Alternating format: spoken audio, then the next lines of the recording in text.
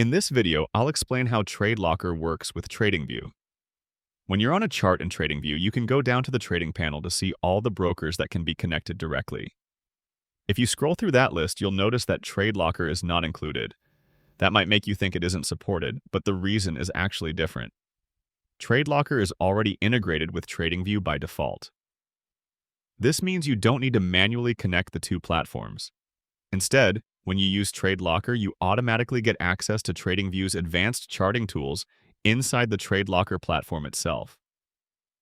So, unlike other brokers where you link your account through TradingView, with TradeLocker it's seamless. The integration is built in. You can analyze markets with TradingView charts and place trades directly inside TradeLocker without switching platforms. To sum it up, there's no extra connection step. TradeLocker and TradingView already work together, giving you everything in one place. If you found this tutorial helpful, please like the video and subscribe for more trading guides.